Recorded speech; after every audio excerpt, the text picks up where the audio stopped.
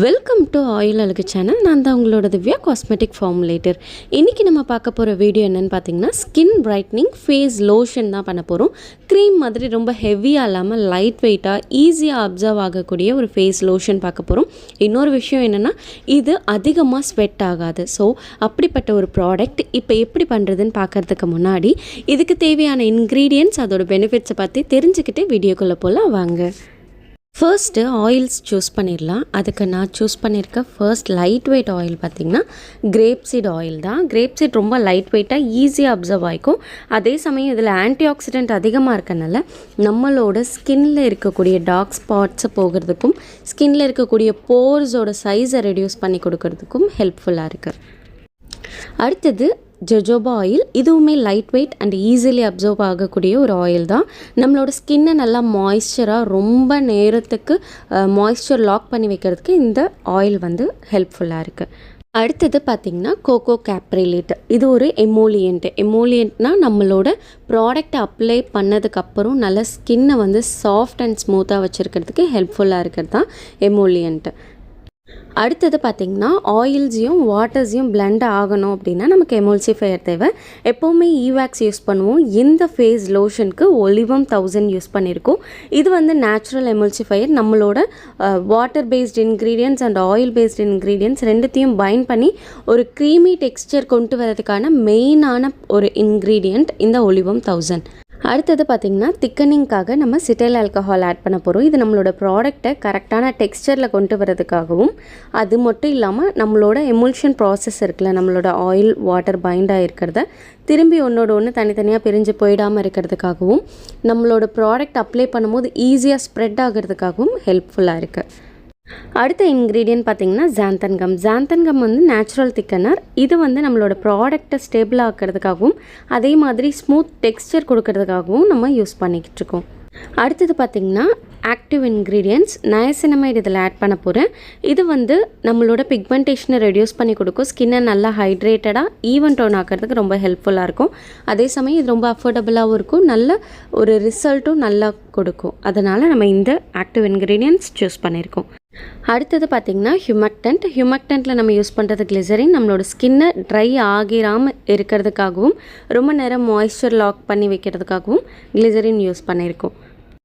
அடுத்தது பார்த்திங்கன்னா ஸ்கின்னை ஹைட்ரேட்டடாக வச்சுருக்கிறதுக்காக டிஎல் பேந்தனால் யூஸ் பண்ணியிருக்கோம். மோஸ்ட்லி ஸ்கின் ஹைட்ரேட்டடாக இருந்தாலே நமக்கு ட்ரைனஸ் வராது. ட்ரைனஸ் வராமல் இருந்தாலே அந்த பிக்மெண்டேஷன்ஸு ரிங்கிள்ஸு இதெல்லாம் நம்மளால் தவிர்த்திட முடியும்.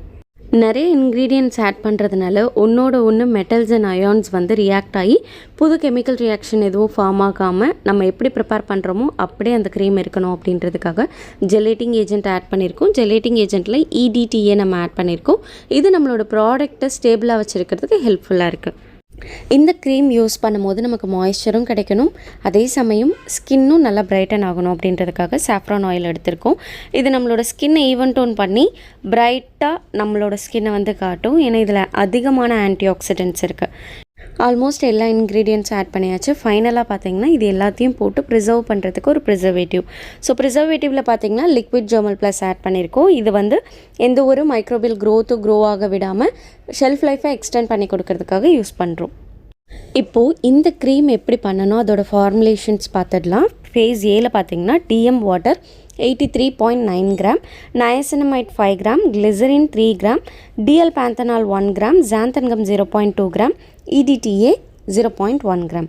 ஃபேஸ் பியில் பார்த்திங்கன்னா olivem 1000 4 gram, cetyl alcohol 2 gram, coco caprylate 2 gram, grape seed oil 3 gram, jojoba oil 3 gram. இதுக்கு பதிலாக நீங்கள் வேறு ஏதாவது லைட் வெயிட் ஆயிலும் நீங்கள் ரீப்ளேஸ் பண்ணிக்கலாம். ஃபேஸ் சீல பார்த்திங்கன்னா liquid germall plus 0.3 gram, saffron oil 1 gram. So இந்த ஸ்கின் பிரைட்னிங் ஃபேஸ் லோஷன் எப்படி ஸ்டெப் பை ஸ்டெப்பாக பண்ணோம் அப்படின்றத இப்போ பார்க்கலாம். அதுக்கு ஃபஸ்ட்டு ஒரு பீக்கரில் டிஎம் வாட்டர் 83.9 கிராம் நான் எடுத்திருக்கேன். இது கூடவே நம்மளோட நயசினமைட் 5 கிராம் ஆட் பண்ணிக்கலாம். இந்த பீக்கரில் நம்ம ஃபேஸ் ஏக்கு தேவையான மொத்த இன்க்ரீடியன்ட்ஸும் ஆட் பண்ண போகிறோம். நயசினமைட் 5 கிராம் நான் ஆல்ரெடி மெஷர் பண்ணி எடுத்திருக்கேன். ஸோ அதை நம்மளோட வாட்டரில் ஆட் பண்ணிக்கலாம். நயசினமைட் ஆட் பண்ணதுக்கப்புறமா நல்லா மிக்ஸ் பண்ணி விட்டுடலாம். விட்டுறதுக்கப்புறம் நம்மளோட அடுத்த ingredient DL panthenol. DL panthenol வந்து பவுடர் ஃபார்மில் இருக்கும், ஜெல்லில் இருக்கிறது வந்து டி பேந்தனால், இது வந்து டிஎல் பேந்தனால். இதை ஹைட்ரேட்டிங்காக யூஸ் பண்ணுறோம். இதை ஆட் பண்ணதுக்கப்புறமா நமக்கு ஜாந்தன்கம் கிளிசரின். ஃபஸ்ட்டு ஜாந்தன்கம் கிளிசரினை நல்லா டிசால்வ் பண்ணிவிட்டு அதுக்கப்புறம் தான் நம்ம வந்து டைரெக்டாக ஆட் பண்ணுவோம். இல்லைனா அங்கங்கே லம்ப் ஃபார்ம் ஆயிரும், சரியாக டிசால்வ் ஆகிருக்காது. ஸோ அதனால் ஃபஸ்ட்டே நம்மளோட கிளிசரின் அண்ட் ஜாந்தன்கம்மை டிசால்வ் பண்ணிவிட்டு அதுக்கப்புறம் நம்மளோட வாட்டர் ஃபேஸில் வந்து ஆட் பண்ண போகிறோம். பண்ணதுக்கப்புறமா ஃபைனலாக நம்மளோட ஃபேஸ் ஏல இன்னும் ஆட் பண்ணாமல் இருக்கிறது இடிடிஏவும் நம்ம ஆட் பண்ணிக்கலாம் மெஷர் பண்ணி. இப்போது ஃபேஸ் ஏவோட பீக்கரை வந்து தனியாக வச்சிடலாம். நெக்ஸ்ட்டு ஃபேஸ் பிக்கு தேவையான இன்க்ரீடியன்ட்ஸ் எல்லாமே ஒரு பெரிய பீக்கரில், அதாவது நம்ம இப்போது 100 கிராம் பண்ண போகிறோன்னா ஒரு 250 கிராம் பீக்கராக இருக்கணும். ஸோ அந்த மாதிரி பெரிய பீக்கரை எடுத்து நம்ம ஃபேஸ் பி இன்க்ரீடியன்ட்ஸ் எல்லாமே ஆட் பண்ணிக்கலாம். ஃபர்ஸ்ட்டு ஒலிவம் 1000 4 கிராம் வந்து நம்ம ஆட் பண்ணிக்கலாம். நெக்ஸ்ட்டு அது கூடவே சிட்டைல் ஆல்கஹால், நெக்ஸ்ட்டு கோகோ கேப்ரிலேட்க்கு அப்புறம் இருக்கிறது நம்மளோட கிரேப் சீட் அண்டு ஜஜோபா ஆயில். ரெண்டுமே மெஷர் பண்ணி நம்ம ஆட் பண்ணிக்கலாம். ரெண்டுமே ஒன்றா நான் மெஷர் பண்ணியிருக்கேன். மெஷர் பண்ணினதுக்கு அப்புறமா நம்ம 2 ஃபேஸ்க்கான இன்க்ரீடியன்ட்ஸ் எல்லாமே ஆட் பண்ணிட்டோம். இப்போ 2 பீக்கரையுமே ஒரே வாட்டர் பாத்தில் வைக்கணும். அதாவது தனித்தனி பீக்கரில் போட்டிருக்கோம், அது ரெண்டுத்தையும் ஒரே வாட்டர் பாத்தில் வச்சு நம்ம டபுள் பாயிலிங் பண்ண போகிறோம். ஸோ அப்போ தான் சேம் டெம்பரேச்சரில் இருக்கும், நமக்கு எமல்சிஃபிகேஷன் அங்கே கரெக்டாக நடக்கும். இல்லைனா அந்த டைம் மட்டும் க்ரீமியாக இருக்கும், அதுக்கப்புறம் எமல்சிஃபிகேஷன் சரியாக நடக்கலைன்னா அதுக்கப்புறம் தனியாக ஆயில் தனியாக பிரிஞ்சு வர்றதுக்கான வாய்ப்பு இருக்குது. ஸோ அதனால் டெம்பரேச்சர் ரொம்ப முக்கியமானது. இப்போது எனக்கு கம்ப்ளீட்டாக 2 இன்க்ரீடியண்ட்டும் நம்ம மெல்ட் பண்ணி எடுத்தாச்சு, 2 ஃபேஸ்க்கான இன்க்ரீடியன்ட்ஸும். இதை ஒன்றோட ஒன்று நம்ம மிக்ஸ் பண்ண போகிறோம். ஆயில் இருக்கக்கூடிய கண்டெய்னரில் நான் வாட்டர் பேஸ்டு இன்க்ரீடியண்ட் நம்ம மெல்ட் பண்ணி வச்சுருக்கோம்ல, அதை வந்து மிக்ஸ் பண்ண போகிறோம், போர் பண்ணதுக்கப்புறமா இம்மீடியட்டாக பிளெண்ட் பண்ண ஆரம்பிச்சிடணும். நம்ம வந்து ஸ்பேச்சுலா வச்சு பிளெண்ட் பண்ண மிக்ஸ் பண்ணாதீங்க, ஏன்னா அது ஆறிடும் சீக்கிரமாக. கம்மி குவான்டிட்டி இருக்கும் போது அது ஒரு ப்ராப்ளம் வரும். சீக்கிரமாக ஆறிடுச்சுன்னா அது எமல்சிஃபை சரியாக ஆகாது. ஸோ அதனால் உடனே பிளெண்டர் யூஸ் பண்ணி நம்ம எமல்சிஃபிகேஷன் பண்ணணும். ஸோ இது பண்ணதுக்கப்புறமா இந்த மாதிரி திக்கான ஒரு மில்க் கன்சிஸ்டன்சி வரும். இந்த கன்சிஸ்டன்சிக்கு அப்புறமா நம்ம ஆற விட்டுறலாம். இந்த கன்சிஸ்டன்சி வரும்போது பார்த்திங்கன்னா ஒரு பாலோட திக்னஸ் தான் இருக்கும், அந்த தண்ணி மாதிரி தான் இருக்கும். அதுக்கப்புறம் நல்லா ஆற விட்டதுக்கப்புறம் தான் பார்த்திங்கன்னா உங்களுக்கு அந்த லோஷன் கன்சிஸ்டன்சி கிடைக்கும். ஸோ ஆற விடும் போது தொடர்ந்து நம்ம பிளெண்ட் பண்ணணுன்றது அவசியம் இல்லை. அப்படி பண்ணோன்னா மேலே நுரையாக வர ஆரம்பிச்சிடும். ஸோ அந்த மாதிரி இல்லாமல் நம்ம நார்மலாக அதை அப்படியே ஆற விட்டோம் அப்படின்னாலே நல்ல இந்த மாதிரி ஒரு க்ரீமி டெக்ஸ்சர் நமக்கு கிடைக்கும்.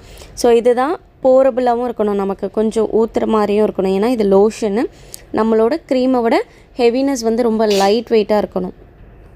இது கம்ப்ளீட்டாக கூல்டவுன் ஆனதுக்கப்புறம் தான் இந்த டெக்ஸ்சரும் நமக்கு கிடைக்கும். அதே சமயம் கூல்டவுன் ஆனதுக்கப்புறம் தான் ஃபேஸ் சி இன்க்ரீடியன்ட்ஸும் ஆட் பண்ணணும்.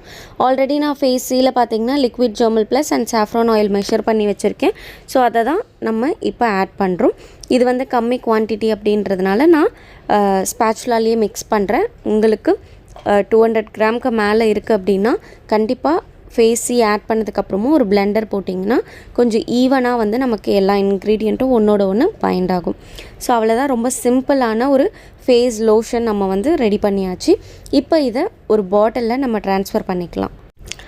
பாட்டிலில் ட்ரான்ஸ்ஃபர் பண்ணுறதுக்கு முன்னாடி பாட்டிலை நல்லா ஸ்டெரைல் பண்ணிடுங்க. ஐசோப்ரோபைல் ஆல்கஹால் ஸ்ப்ரே பண்ணுங்கள். ஸ்ப்ரே பண்ணிவிட்டு அதுக்கப்புறம் நம்மளோட லோஷனை வந்து போர் பண்ண ஆரம்பிக்கலாம். ரொம்பவே ஸ்வெட் ஆகுது, க்ரீம் அப்ளை பண்ணால் ரொம்ப ஹெவியாக ஃபீல் பண்ணுறாங்க அப்படின்றவங்களுக்கு நம்ம இந்த மாதிரி ஃபேஸ் லோஷன் ரெடி பண்ணி கொடுக்கும்போது அவங்களுக்கு ரொம்பவே ஹெல்ப்ஃபுல்லாக இருக்கும். இந்த வீடியோ உங்களுக்கு பிடிச்சிருக்கோன்னு நினைக்கிறேன். பிடிச்சிருந்ததுன்னா மறக்காமல் லைக் பண்ணுங்கள். இது வரைக்கும் நம்மளோட சேனலை நீங்கள் சப்ஸ்கிரைப் பண்ணலைன்னா சப்ஸ்கிரைப் பண்ணிக்கோங்க. மறக்காமல் பெல் ஐக்கான் டேப் பண்ணுங்கள். தான் நான் நெக்ஸ்ட் போடுற காஸ்மெட்டிக் மேக்கிங் வீடியோவோட நோட்டிஃபிகேஷன் வந்து உங்களை வந்து அடையும். தேங்க்யூ.